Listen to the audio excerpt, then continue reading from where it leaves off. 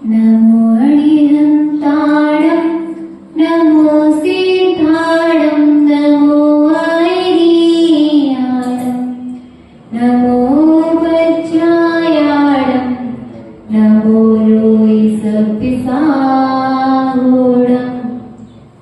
संयमी भाव जगाना गुरुवर कामे तुम्हारा है संयम पालन करना गुरुवर कामे हमारा है अब तो प्रतिपग मेरा संयम पथ पर हो मेरा अंतिम मरण समाधि तेरे दर पर हो।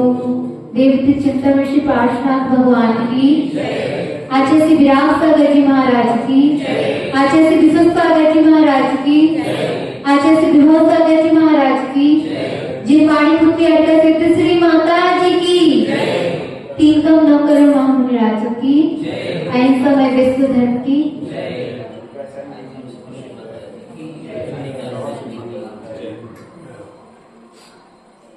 आप एक वस्तु को अच्छा भी देख सकते हो और उसी वस्तु को आप बुरा भी देख सकते हो। अपने नजरिए की होती है कि नजरिया अपना कैसा है, उसी चीज को आप अच्छे से भी देख सकते हो और बुरे से भी देख सकते हो। अब आप भगवान के पास तो आ रहे हो, भगवान को आप अच्छे रूप में भी देख सकते हो, बुरे में भी देख सकते हो। कैसे? अब आप भगवान के पास आए और अगर आप गिर गए तो भगवान से क्या कहोगे कि भगवान हम आपके पास आए और आपने इतना ही नहीं कर सकते थे, हमको बचा नहीं सकते थे क्या? आप में इतनी शक्ति नहीं थी, कहते हो ना। तो आपने ये, और एक दूसरा व्यक्ति आया और वो भी गिर गया और उसने कहा भगवान अच्छा रहा आपके हम दर्शन करने आए, तो हमको गिरे तो मगर चोट नहीं आई। उसने क्या कर दिया, उसी बात को अच्छे रूप में ले गया और उसी बात को आपने क्या बोला, भगवान आपने शक्ति नहीं थी क्या, उसी बात को आपने दूसरे प्रकार से प्रकट कर दिया। है वो एक ही घटना मगर आपने उसको कितने प्रकार में ले लिया, दो प्रकार से। उसने भगवान का आभार व्यक्त किया तो उसको पुण्य लगा और आपने भगवान का अनादर किया तो आपको पाप लगा। और उसी को और अच्छे से ले सकते थे कि अगर मैं भगवान के पास आया गिरा तो मुझे चोट नहीं लगी, अगर मैं बाहर गिरता और मुझे चोट लग जाती तो मेरा क्या होता, मरण भी हो सकता था। उसी बात को आप घटित कर सकते थे और उसी बात को आपने क्या घटित करा कि अब मैं भगवान के पास कभी जाऊंगा ही नहीं, क्योंकि भगवान में इतनी शक्ति नहीं है कि वो मुझे बचा सके, तो मैं उनके पास जाके क्या करूंगा।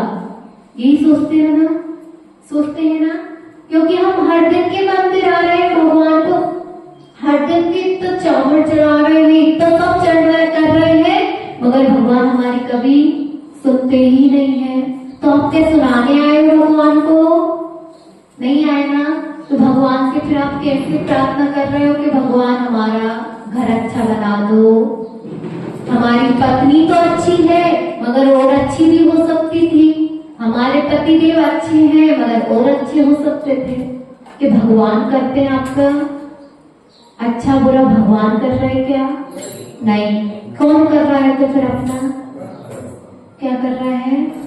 आप जैसे कर्म करोगे आपको फल भी वैसा ही मिलेगा, इसलिए आप अच्छे कर्म करोगे तो आपको फल अच्छा मिलेगा। कल भी अगर आप कल क्या बोला था, आम का पेड़ लगाओगे तो आपको आम मिलेगा और बबूल का पेड़ लगाओगे तो बबूल कांटे ही मिलेंगे, है ना। तो इसलिए आप भगवान के पास आ रहे हो तो भगवान से अच्छी प्रार्थना करो। क्या प्रार्थना करना है कि भगवान हम आप जैसे बन जाए, ये प्रार्थना करो तो आपका कल्याण होगा। और आप ये प्रार्थना करो कि उसकी तो बीवी अच्छी है, काश हमारी भी ऐसी होती। भगवान आपने हमारे साथ ऐसा क्यों नहीं किया, उनको क्यों दे दी। ये प्रार्थना करोगे तो क्या होगा, कल्याण कभी नहीं होने वाला है। उसके पास तो इतना पैसा है, हमारे पास कितना पैसा होना था। तो ऐसा कहोगे तो क्या होगा? कभी भी भगवान आपकी सुनेंगे क्या? नहीं सुनेंगे। भगवान भी क्या कहेंगे कि ये तो मेरे पास आता है और सबकी बुराई करता है, ये कहेंगे ना? कहेंगे क्या? नहीं। भगवान कभी कुछ बोलते हैं क्या? कभी सोचते हैं क्या? अगर सोचने लगे तो वो भगवान होंगे क्या? हाँ, आपसे राग और द्वेष करने लगे क्या भगवान होंगे? नहीं होंगे ना। इसलिए भगवान के पास आप कितना ही सुना दो भगवान को, कि भगवान सुनेंगे आपकी बात? नहीं सुनेंगे। कौन सुनेगा आपकी बात? कौन सुनेगा आपकी बात? आपके कर्म सुनेंगे। आप जैसे कर्म करोगे तो वो आपको वैसा फल देंगे। इसलिए ये सोचना कि हम अपना खुद तैयार कर सकते हैं। अच्छा व्यापार कैसा करना है, बुरा व्यापार कैसे करना है, तो वो हम खुद तैयार करेंगे। भगवान इसमें मदद करेंगे क्या? नहीं करेंगे। अब एक घटना आती है कि एक सेठ जी और एक अंधा हर दिन का मंदिर जाते थे। अब भिखारी सेठ जी बोलते कि मैं भगवान आपके पास हर दिन का आता हूँ, आपको मैंने अमूल अमूल रत्न चढ़ाता हूँ, आपके पास मैं हमेशा आता हूँ, आपका पूरा मंदिर बनवा दिया मैंने, मगर आपने क्या किया मेरे लिए? सबके पास तो एक नंबर पैसा है, मेरे पास एक नंबर पैसा भी नहीं है।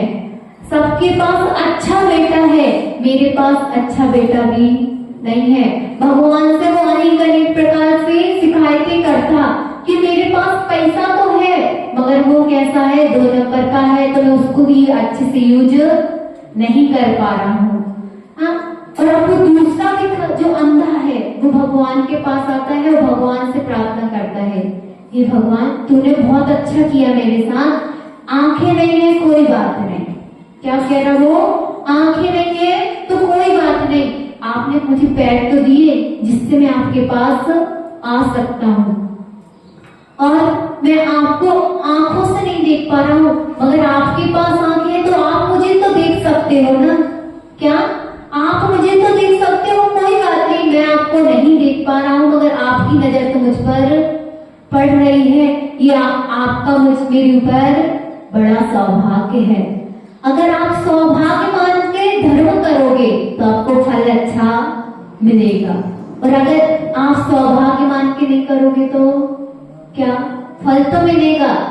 अच्छा मिलेगा या बुरा, इसकी फिर आप खुद कल्पना करना कि हम अच्छे से सौभाग्य मान के कर रहे हैं तो अच्छा फल मिलेगा, और सौभाग्य मान के नहीं कर रहे तो बुरा ही फल मिलेगा।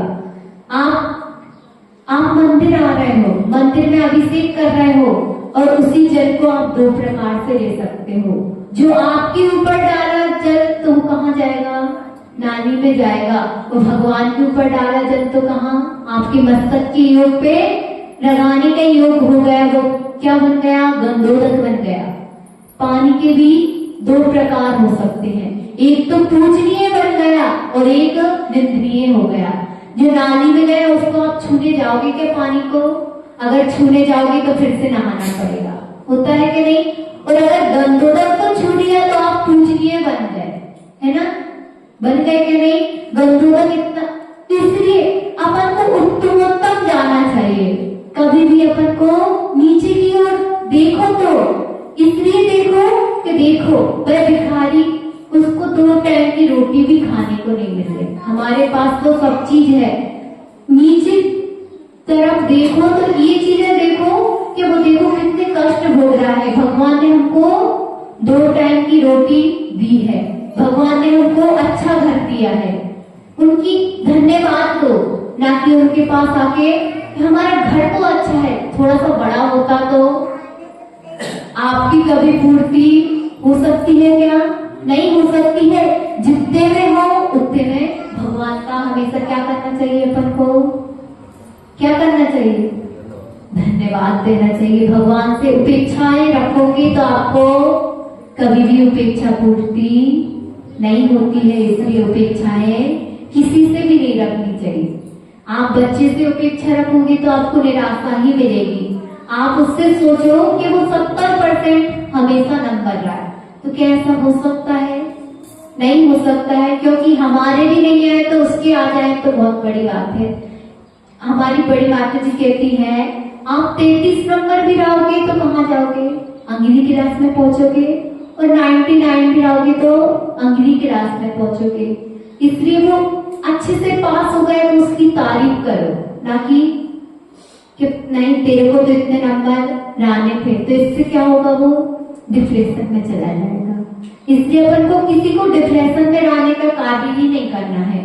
जितना होगा अपन को उसकी बढ़वारी करना है। बेटा आज अच्छे नंबर नहीं आए तो कल तो अच्छे आ जाएंगे ना।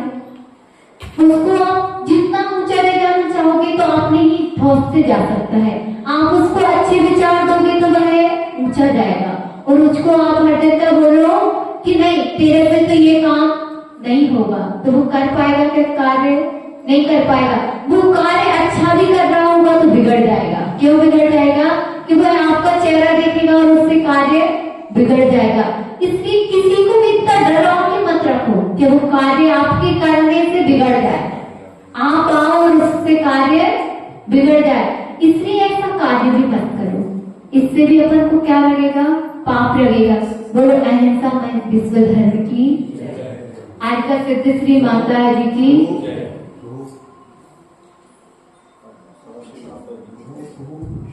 हम आदि का गुरु माँ सिद्ध श्री माता जी के चरणों में निवेदन करते हैं, वहाँ अपने अंतर में वाणी से हमें प्रदान करें। वंदना माता जी, वंदे।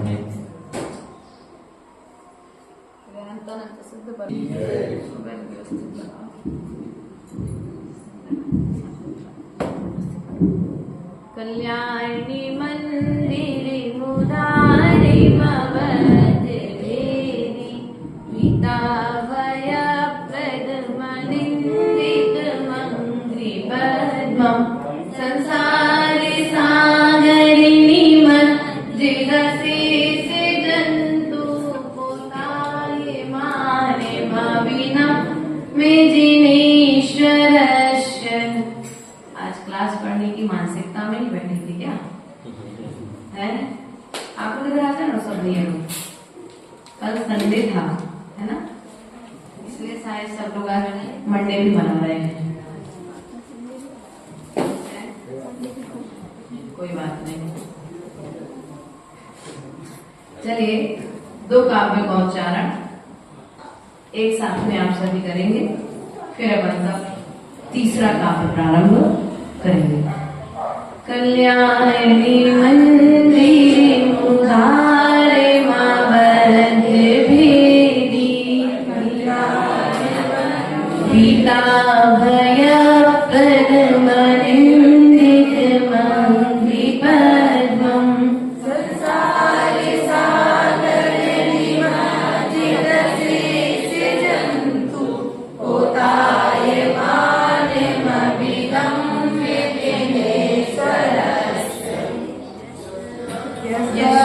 स्वयं सुरगुरुगरिमाकुलासे श्रुतं सुविस्तृतमति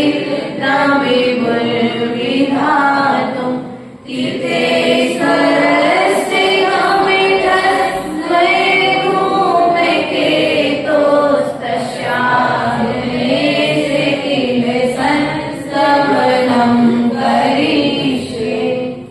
2 काव्य पढ़ने में कोई तकलीफ नहीं है। चलिए तीसरा काव्य निकाल लीजिए। सामान्य तोपी सामान्य तोपी वक्तुम वक्तुम सामान्य तोपी तव वर्ण यतुम स्वरूप सामान्यतोऽपि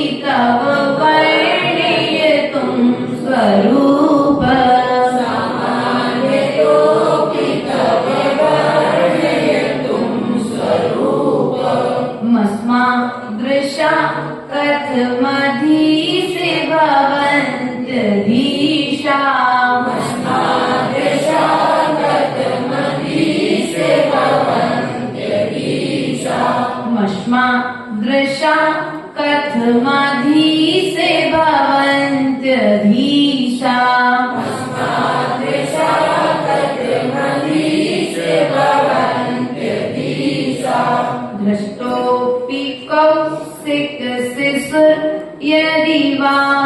बांधो।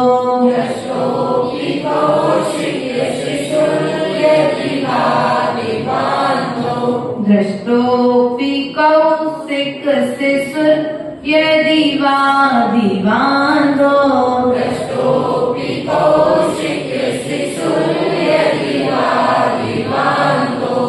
रूपं प्ररूपयति किं किल धर्म रश्मे।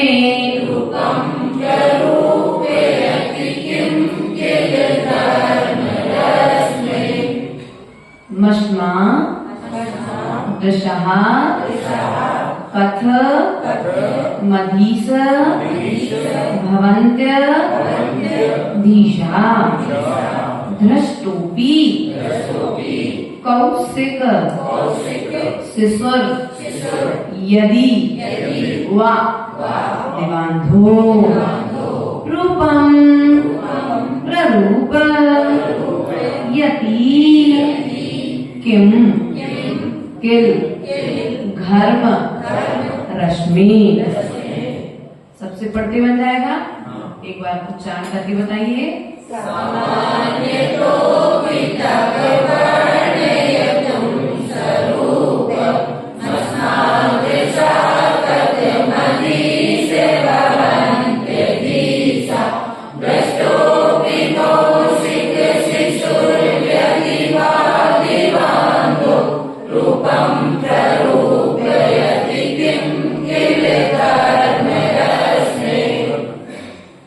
चलिए, सामान्य तो भी, सामान्य साधारण रीति से भी, अपि अर्थात भी, तो मतलब तुम्हारे, वर्ण्य तुम अर्थात आपके गुणों का वर्णन, आपके स्वरूप का वर्णन सामान्य रीति से भी तुम्हारे स्वरूप का वर्णन करने के लिए अधीसः मश्मः दृशः अर्थात यहाँ पर कहते हैं मुझ जैसा मनुष्य। किसके जैसा मनुष्य? पहली लाइन का अर्थ क्या हो गया? साधारण रीति से भी आपके स्वरूप का वर्णन करने के लिए मश्मादशा मुझ जैसा सामान्य मनुष्य। आगे अर्थ समझ में। कथमधीस अर्थात कहने के लिए, कथ मतलब अपन कहते हैं कथन, अर्थात कहने के लिए अधीस हेजनेश्वर। अधी जब यहाँ पर संधि विच्छेद करेंगे तो था में जो छोटा आ है वो बाहर आ जाएगा और यहाँ पर निकल आएगा अधीस। अधीस मतलब हे जिनेश्वर, हे भगवान, हे प्रभु। ये अपन कुछ भी उपमाएं दे करके यहाँ पर संबोधन दे सकते हैं। हे स्वामिन, सामान्य रीति से भी आपके गुणों का वर्णन करने के लिए, आपके स्वरूप का वर्णन करने के लिए मेरे जैसा सामान्य मनुष्य भवन्त्यधीसा क्या समर्थ हो सकता है? क्या यहाँ पर सामान्य रीति से भी मुझ जैसा सामान्य मनुष्य आपके गुणों का वर्णन करने के लिए समर्थ हो सकता है क्या? तो यहाँ पर उदाहरण देते हुए कहते हैं दृष्टोऽपि कौशिक शिशुर यदि वाद बांधो। जिस प्रकार से धीट हुआ, दृष्टोऽपि मतलब धीट हुआ, कौन? कौशिक, उल्लू का बच्चा। क्या कहा यहाँ पर?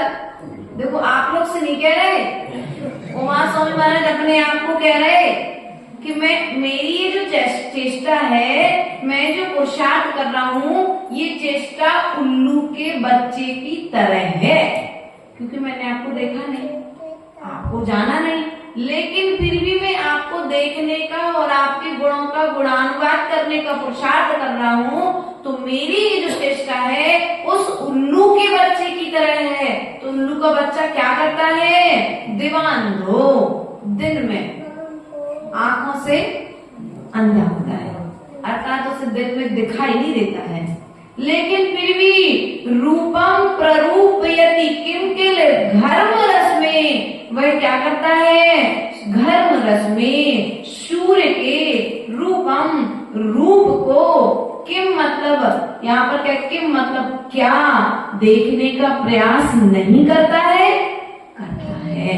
अर्थात वह आंख से उसे मालूम है कि मुझे दिन में दिखाई नहीं देता, लेकिन फिर भी वह उल्लू का बच्चा दिन में सूर्य को देखने का पुरुषार्थ करता है। उसी प्रकार से ये मेरी जो चेष्टा है कि मैंने आपको देखा नहीं है, जाना नहीं है, लेकिन फिर भी मैं आपके गुणों का गुणानुवाद करने का प्रयास करूंगा।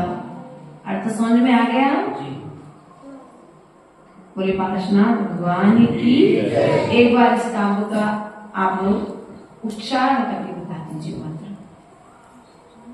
सम्मान